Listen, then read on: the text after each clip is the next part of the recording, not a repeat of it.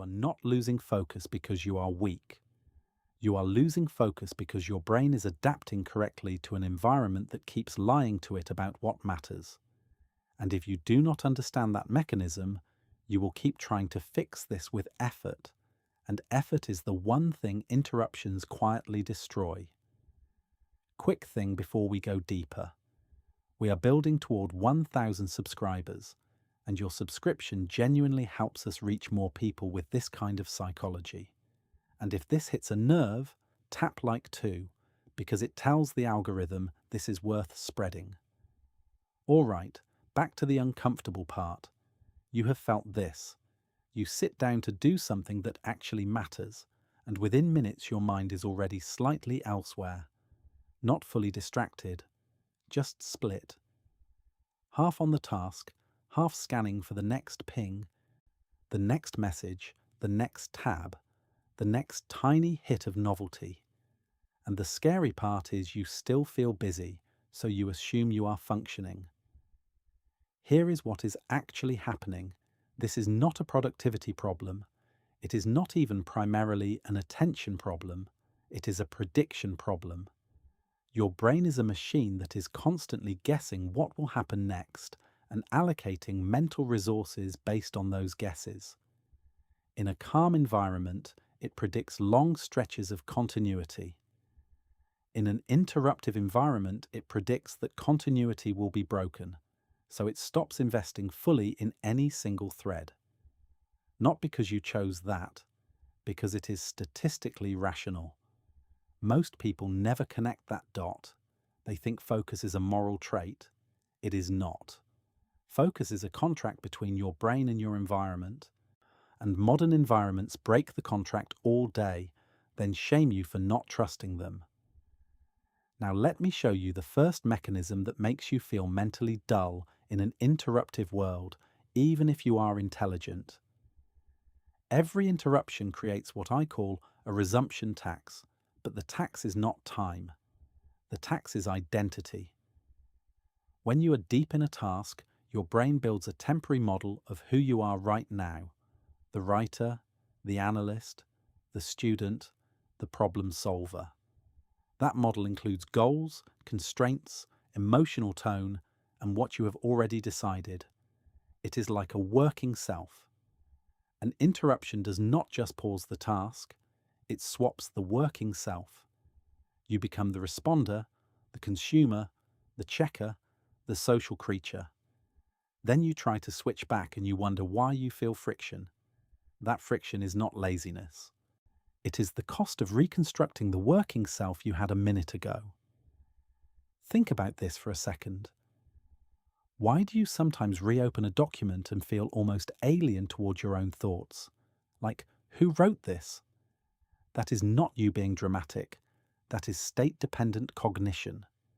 Your memory and your clarity are tied to the mental state you were in when you generated them. When you keep switching states, you are constantly trying to retrieve thoughts from a state you are no longer in. It is like trying to open a file with the wrong software. And here is the part most people miss. The more often you interrupt, the more your brain learns to not bother building a rich working self in the first place. Because why invest in a detailed model that will be destroyed in 3 minutes? So your thinking becomes thin, not slower, thin. It cannot hold as many constraints at once. And that is what people describe as brain fog. Notice the pattern here. You are not only losing time to interruptions, you are losing depth to anticipation of interruption. Even when your phone is silent, your brain remembers the statistics of your day. It knows the odds. Now stay with me, because the next mechanism is even more counterintuitive, and it explains why people who quit social media still feel fractured. The second mechanism is what I call attention preloading. In an interruptive world, your brain starts keeping spare attention in reserve, like a company keeping cash liquid because it expects volatility. You do not go all in on the task. You hold back. You can feel this if you pay attention to your body. When you are truly absorbed, your breathing gets slower, your face relaxes, and time compresses. When you are preloading, there is a slight bracing, a micro-tension. It is the feeling of waiting while working. Why would the brain do that? Because interruption is not neutral. Interruption carries potential threat, social threat, work threat, information threat. You might miss something important. You might look irresponsible. You might fall behind. So the brain treats pings and checks as a kind of vigilance behavior. This is where evolutionary logic matters. In ancestral environments, scanning for new information was often adaptive. A rustle in the grass was not content, it was consequence. Your nervous system still contains that architecture. The modern twist is that technology produces infinite rustles with near zero cost. So the vigilance system never gets to turn off. Here is what makes this psychologically brutal. Vigilance feels like responsibility. It feels adult. It feels like you are on top of things. But cognitively, it functions like low-grade anxiety, which narrows thought. You cannot do expansive reasoning while your nervous system is subtly primed to react. So mental sharpness is not just about having attention. It is about having permission, neurologically, to spend attention fully. And interruptions remove permission by making the world feel volatile. Now watch what happens when you combine these two mechanisms. If interruptions force constant identity swapping and volatility forces attention preloading, you end up living in a permanent almost mode. Almost focused, almost present, almost done, almost resting. And almost is where your best thinking goes to die. Okay, third mechanism. This one is going to sound strange at first, but once you see it, you cannot unsee it. Interruptions train your brain into what I call shallow certainty. Because you keep being forced to stop mid-thought, your brain starts preferring conclusions that can be reached quickly. Not necessarily true conclusions. Fast conclusions. Let me explain. Deep thinking is basically holding ambiguity without panicking. It is maintaining multiple possibilities, tracking long causal chains, and resisting premature closure. But if your environment keeps cutting you off, ambiguity becomes uncomfortable because it cannot be carried across interruptions. So your brain learns to resolve faster. It reaches for simple interpretations, quick judgments, fast takes. This is why constant interruption does not only reduce your productivity, it changes your epistemology. It changes how you decide what is real. You become more vulnerable to slogans, outrage, and black and white narratives, not because you are gullible, but because your cognitive environment punishes slow synthesis. If you have ever noticed that after a day of being online, you feel more certain about everything while understanding less, that is shallow certainty. It is the mind trying to feel stable in an unstable input stream. Now here is where it gets interesting. This does not just happen to individuals. At scale, it shapes culture. Platforms reward fast conclusions, organizations reward responsiveness, social groups reward instant opinions. So the world becomes louder and more confident, while actual thinking becomes rarer. And if you value mental sharpness, you start to feel like the world is gaslighting you. In a way, it is. So what do you do with this? If I tell you turn off notifications, you already know that. And it is not enough, because the problem is not only the interruptions you receive, it is the interruptions your brain expects. Which brings me to the midpoint flip, because everything I have said so far could make you think the solution is to build a perfectly protected bubble. That is not realistic, and it is not even optimal. The deeper layer is this. The real skill is not avoiding interruption. The real skill is controlling the meaning of interruption. Two people can get the same number of interruptions and have completely different cognitive outcomes, depending on whether the interruption is interpreted as intrusion or a scheduled exchange. In other words, your brain is not only reacting to the ping, it is reacting to what the ping implies about your autonomy. Autonomy is gasoline for attention. When you feel self-directed, the brain invests. When you feel controlled, the brain withholds. This is self-determination theory in plain language. If the world keeps proving to you that your attention can be stolen at any moment, your brain stops building deep focus because it feels pointless to invest in something you cannot protect. So staying mentally sharp is partly about building a psychological firewall, not a technological one. A set of rules that your brain trusts. Here is the first practical move, and it is not the obvious one. You need what I call predictable access windows, not just time blocks. Access windows. Pick 2 or 3 times a day when you will be interruptible on purpose. That might be 12:30, 4:30, and 8:30. During those windows, you check messages, emails, news, whatever. Outside those windows, you are not being disciplined. You are obeying the contract. Why does this work? Because it changes the prediction model. Your brain stops scanning constantly because it knows access is coming. You are not starving it. You are scheduling it, and scheduling reduces vigilance. And if you think this sounds too rigid, notice what you are comparing it to. The rigidity of constant micro-interruption that you did not choose. At least this rigidity is yours.